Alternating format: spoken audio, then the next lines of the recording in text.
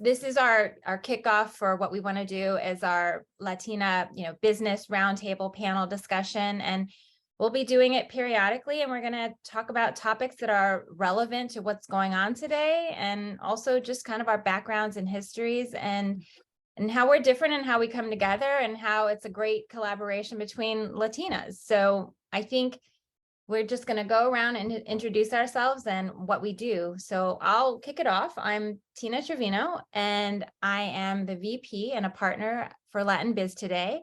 And I also have my own fashion design and production company called Takaya Design. So I've been with Latin Biz Today for, I think, 8+ years, something like that. And then my own business I've had for about 3 years. So that's relatively still new and growing, and I'm learning a lot. And that's me in a little nutshell. So I'll kick it off to Tiani, I think. Sure.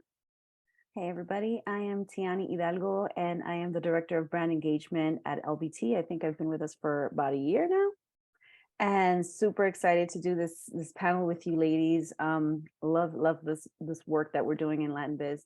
And in my own personal business, I'm actually a burnout coach, and I've had a ton of wellness background as a massage therapist, energy worker, all kinds of delicious things that I pretty much bring together in burnout coaching. And yeah, that's what I do in a nutshell.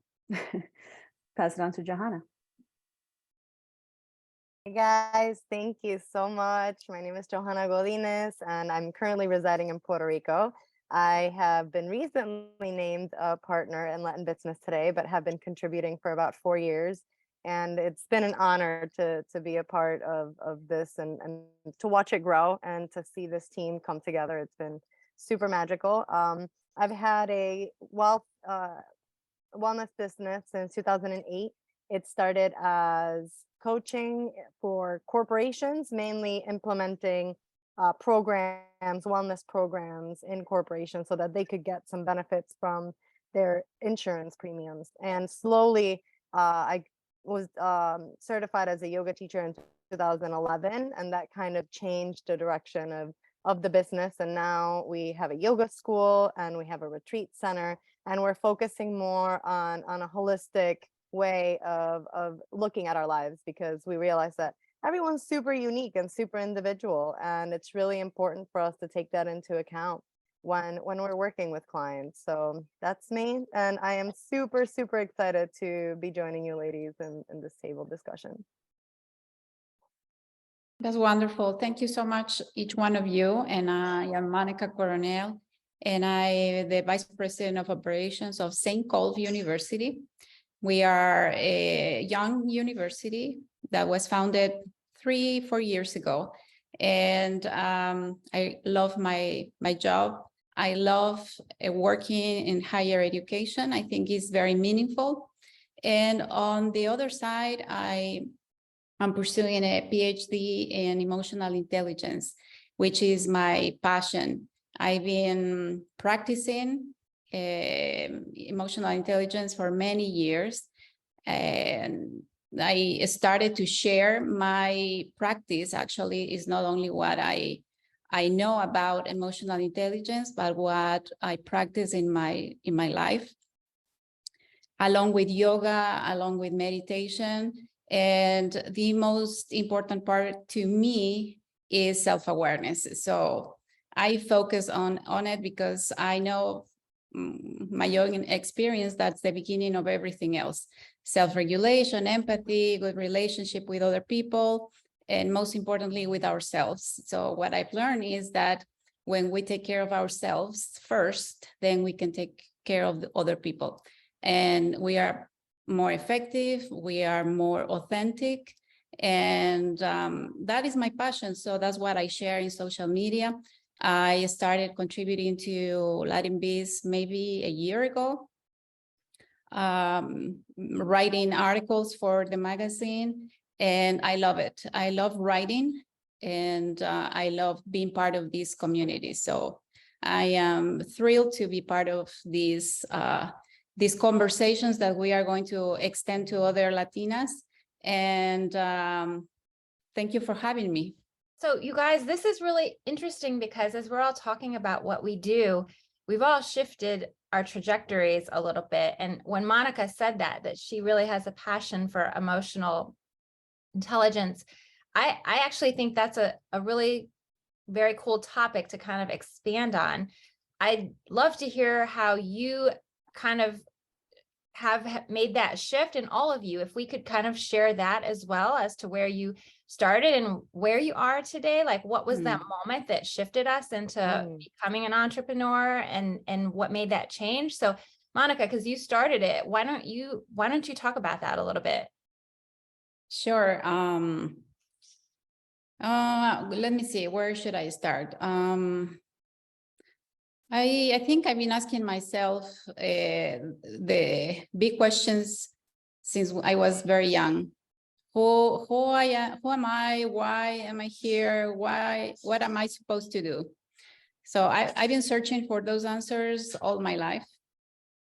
And I finally understood that all of the answers are within. So I don't have to look out. But that was my first path, I would say, reading books, attending conferences, workshops, following people that inspires me. And at some point in my life, I came up, I found the book, the Daniel Goleman, why does emotional intelligence matters, or something like that.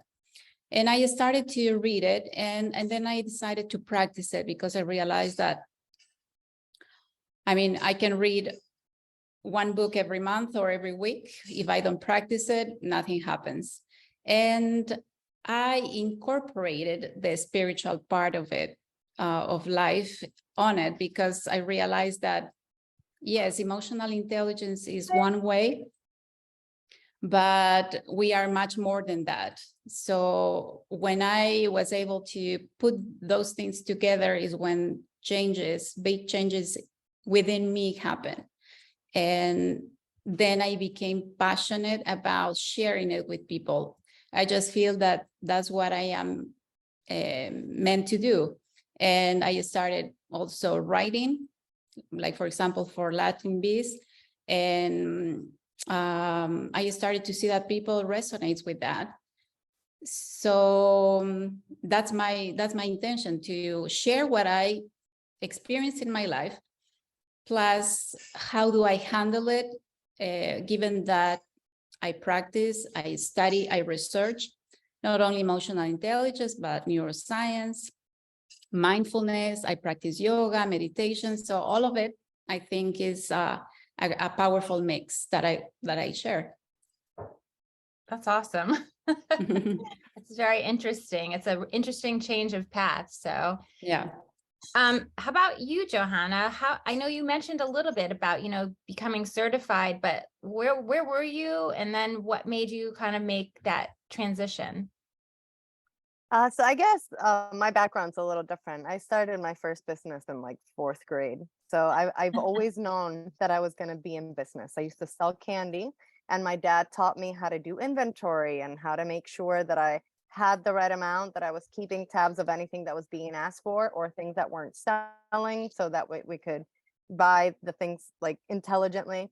And then in a summer camp, I gave myself the job of starting some talent shows, and I would take every group and make a modeling section, when you're pretending to be someone section, and a dance, and I would teach it to all the groups. It was 5 different groups, and then we'd have a talent show at the end.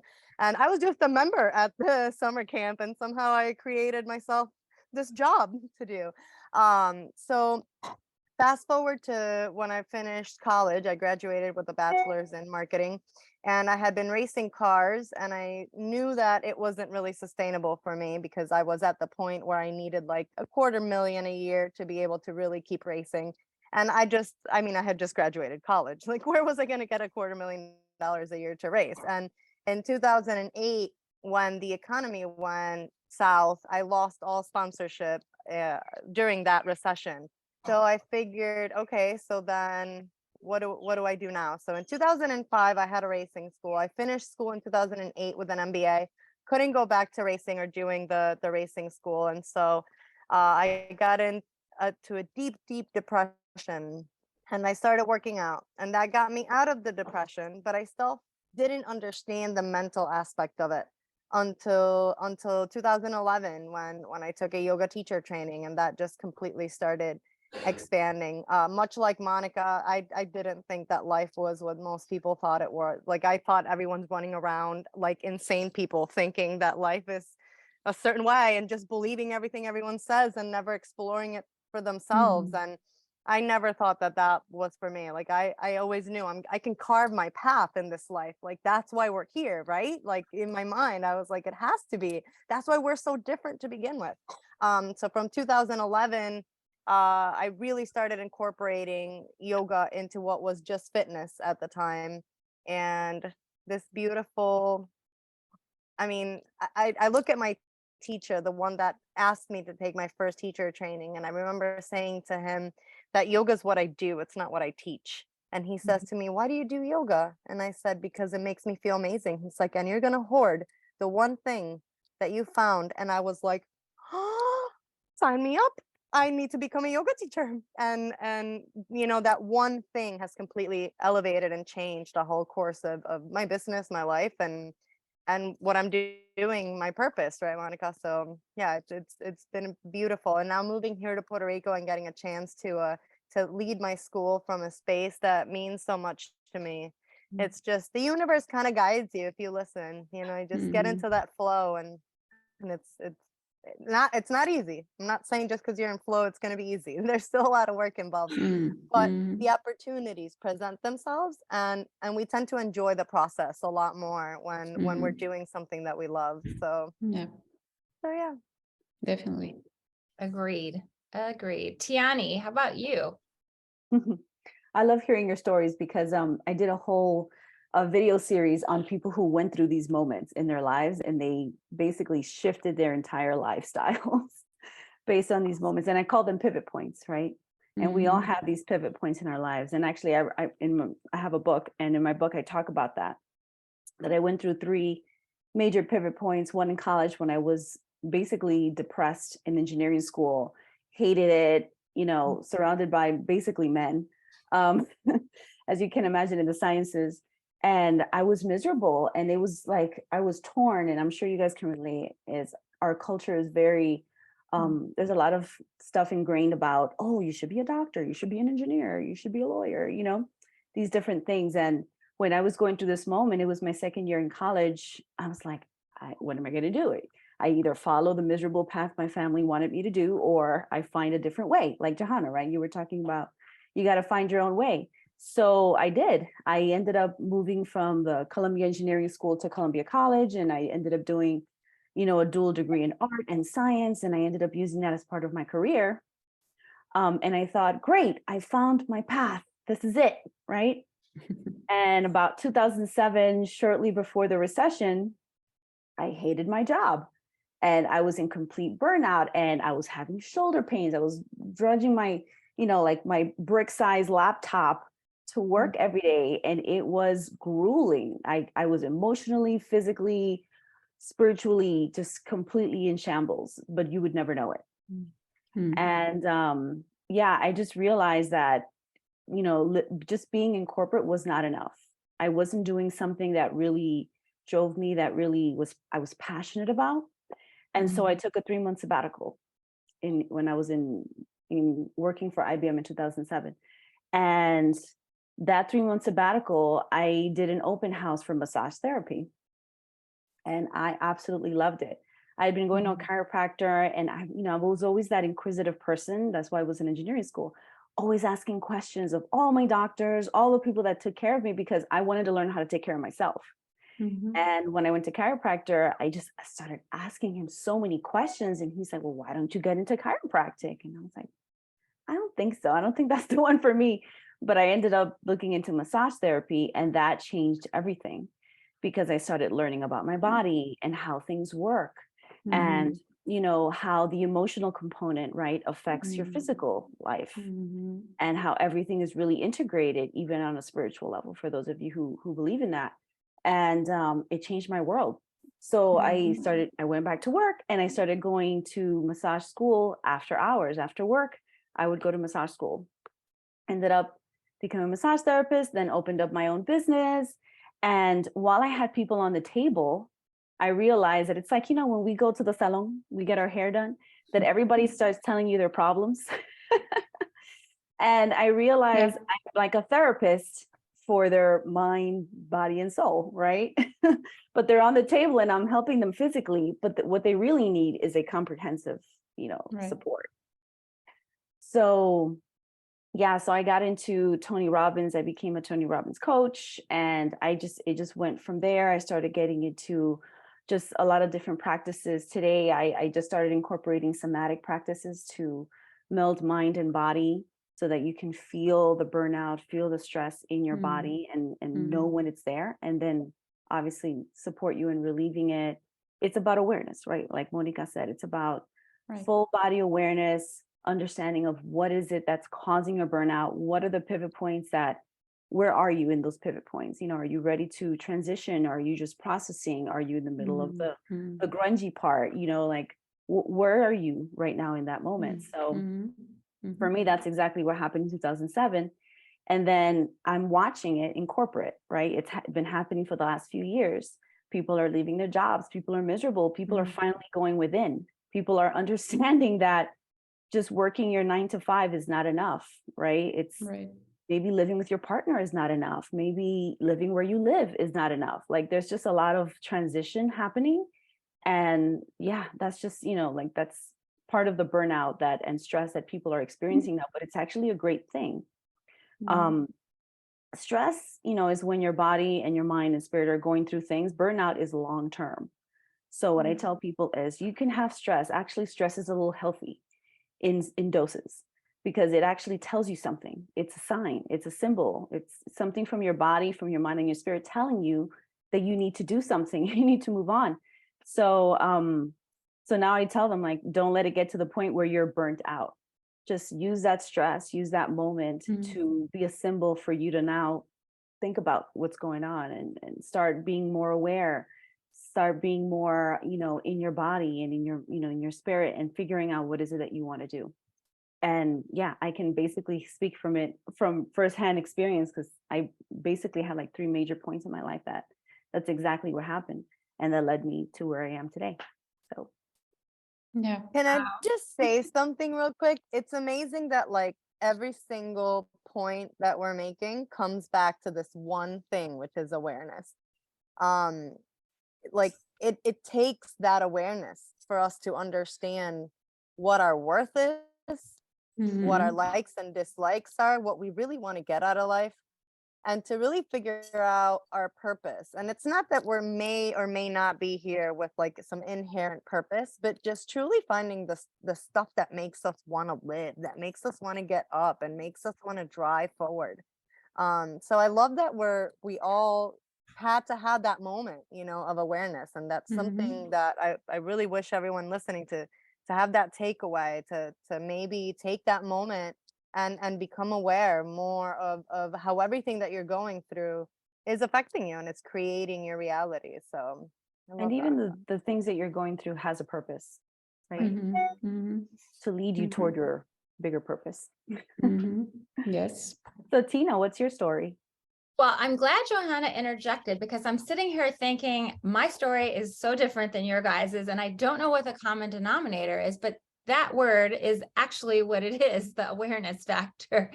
So I knew, like you, Johanna, like when I was 4 years old, that I wanted to be in fashion. My mom, who was an entrepreneur, which how she even did that at that point is beyond me. That's a whole other story. But she opened a bridal shop in this rural town in Ohio.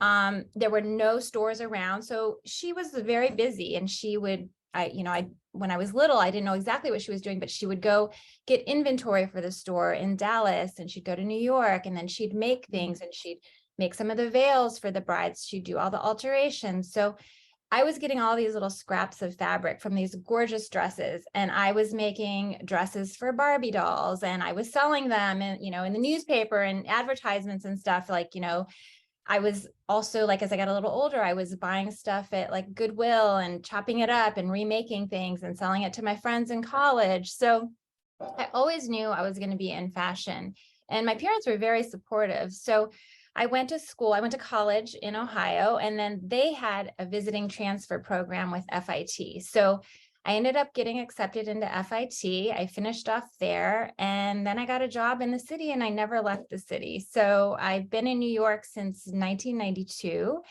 And I started off as a little lowly assistant designer, with all the grunt work. And, 27 years later, I moved up to senior designer, executive design director. And I'm so fortunate. I've had opportunities to travel the world, for shopping and trend shopping and going to China and visiting factories. And I mean, so many things I could list off. Like I've got to work with Brooke Shields and Wendy Williams and Adam Levine and Nicki Minaj and things like, I say it and it kind of just sounds like normal talk, but when I say it to younger people, they're just like, their eyes are like so wide open, like, I can't believe it. This woman did this. So I did that for many years. And then I think, so I've had my own business now for 3 years. So at the end of me working for other companies, after helping all these other people build their brands, build visions for other companies, do everything for everybody else, I realized like I had learned everything, not just design. I'd learned everything about the business. I knew production, I knew costing, I knew how to source things, I had relationships. And I got to the point where I wanted to start my own brand, and I was doing it on the side as a side hustle. And the company that I worked for, I thought it was just going to be a problem, a conflict. And I said, this has nothing to do with that. We can do something together. And they wanted nothing to do with it. So I thought, this is time for me to leave. So I have enough resources on my own. I kind of want to do things the way I want to do. I didn't want to always be doing stuff for all the big box people like, Costco and whatever. I really wanted to help companies who were smaller and who needed design help and thought, having somebody there was worthy, because otherwise you're getting into like a best cost wins at the end of the day. And that's not what I was there for. I wanted to use my design skills. So I started my own company, and of course the pandemic hit. So, I had like a downturn there of, like a year before things started to pick up. But then when they did, people were reaching out and they needed help.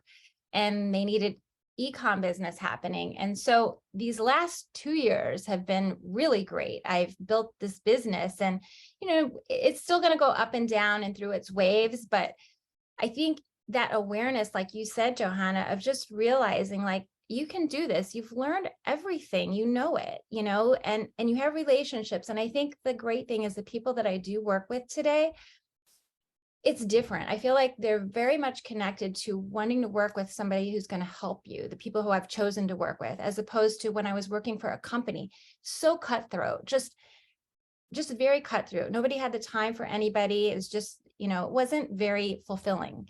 So I feel like these days, even though it's hard, I do enjoy it. I feel so like empowered when I see something, online selling or at a store or on somebody, I think that's one of the things that gives me a lot of satisfaction and gratitude in working in this business. And then Latin Biz Today has been a place where I can share those experiences with people, because I do think young people don't have the first idea of how to even get into this business. So, there's a lot of things that I enjoy sharing with them. So for me, that's what I enjoy about being a part of Latin Biz Today. That's awesome. But what I really want to know, Tina, is what did you think of Rihanna's outfit at the Super Bowl? I was a little taken aback at first, but then I really had to think about it. Like, what an amazing thing, right? Like she's pretty cool. Well, it's awesome. It's awesome to hear each of the stories. I know there is a lot more behind those words. And sometimes we reach a point in life when we tell our stories like it was nothing. And there is a lot of processes involved, because it's not just, going to college and getting a degree, and then from there we go from. But there is a lot of stories within the story that are worth sharing, because that's the learning experience. That's the most important part to me when I listen to about other people's stories. And I think that is so important today more than ever, because the new generations, for example, I see it in my son or in my nephews, they have such a different world. And sometimes they get impression that things happen just like this. And no, there is a lot of patience. There is a lot of inner work that we need to do, that when I try to share with them is like, what are you talking about? So what are you talking about? And it's so basic. It should be so basic. For example, understand what emotions really are. When we feel something, what does it mean? Don't try to get rid of the uncomfortable because we have the idea that it's bad or negative. Learn to stay with that uncomfortable sensation in your body and mind, and then give yourself a time to digest, for example. Those are the skills that nobody really talks about and are essential to me. Is the most important part of life. They are. You know what, Monica? It's interesting because I agree 100% on that. And I think when you sometimes don't have the choice to get around it because it's part of what you have to overcome in your job, you learn how to break down that uncomfortableness, because you feel the one thing, right? But then you have to kind of break it down and like get through it little by little. And you might not have all the answers and resources to get past it. And that's why you need people like, you know, you, Tiani, or somebody to help you with that. But, you know, some people can do it on their own and some people can't. But yeah, breaking it down into manageable pieces is a huge part of it. And that's hard to explain to young people, I think. It is. No, it is. I think also it's the fact that we're missing these teachings for young people. Like we teach them math, we teach them science, we teach them English, we teach them how to write, but we don't teach them how to eat. We don't teach them what their minds are. We don't teach them what their emotions are and how they relate to their bodies and their mind. We don't teach them that they are not their thoughts, that they can become the observer of their thoughts. Like there are these basic human conditions that we all have. It doesn't matter who you are, what sex you are, what religion you are, where you were born, what sex you're born. None of that matters. You are human. You are under these conditions. And unfortunately, I feel like today's youth is missing that even more.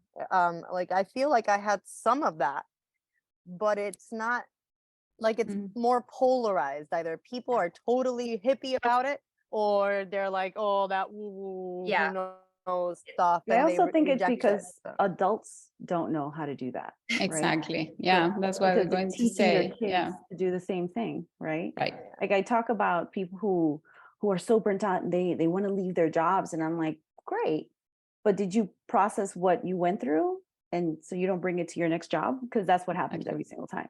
You don't process the stuff, then you just bring the bags with you wherever you go.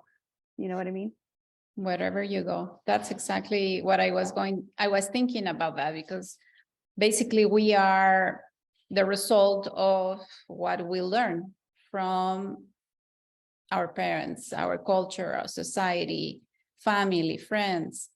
So yes, and yeah, that's something that I am always thinking about. For example, during the pandemic, I was being part of webinars, workshops, Zoom, right? And I noticed that most of the people were having a really bad time, really hard time dealing with it. And I started to think and say, well, how can I help? And what have worked for me is tools. For example, self-awareness is a tool. And everything begins there. So I said, okay, I came up with a tool that I call 1 minute of self-reflection. And I started to talk about it in social media, and people started asking. So I said, okay, how can I bring people who are interested in one place? Because I realized that when we go through these processes, we need somebody to walk with us, to be with us, to be part of that experience and help us see what we don't see. And so I opened a WhatsApp group, and people who started asking, I brought them to the WhatsApp group, and I share my tool. And so right now, that happened maybe 2 years ago. And right now I had to open another group, but I did it in Telegram because that offers more space, more, yeah, that tool is better, but people are not comfortable with it. And right now I have, there are maybe 400 people practicing the tool. And I offer a Zoom once a week for 30, 40 minutes to talk about something or answer questions or just share our experiences while going through self-awareness. And there are people who said, I started with you 2 years ago in the middle of the pandemic, and I was having such a hard time in my life. And this tool has changed my life. So, wow, I was able to do something without realizing the impact. I just there to take that step and say, I'm going to do it. That's it. No overthinking. No, that's what we tend to do. We'll overthink everything. And I am glad to say that my tool has become a part of many people lives, and their practice has also impacted their children. That's what they are telling me. Now my son knows that I practice 3 times a day, and when my alarm goes off, he knows that I am going to stop doing whatever I'm doing for at least 1 minute. And I said, wow. And then he said, I want to do that. And he was a 15-year-old. So I think that's great. If we can in our environment, we can impact other people. That's what we are here for. I believe that's what I feel in my heart. So I love that. And we come here, you're right. And everything is based on our conditioning and also in our DNA. So we carry not only our own traumas, but we also carry generational trauma.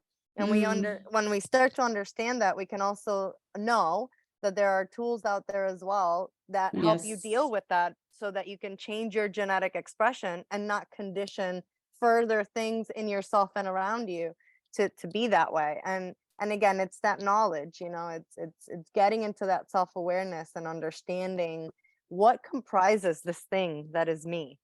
Exactly. And what affects it, and how is that making my life be or not be what I want it to be, and move from there. And I think that's a big thing, that us coming together, especially us 4 that have such different perspectives on being a Latina, on our world and how we got to where we are, but yet we are all women entrepreneurs in our own right. I'm really excited that we get to offer this to our community, and hopefully can get them involved into even being a part of this and letting us know, like, what do you want to hear us talking about? Because I think that's going to make this not only a great space for us to discuss what it's like to be a Latina in this entrepreneurial world, but also what's affecting our readers and in their journey as women, as entrepreneurs, as Latinos. I agree.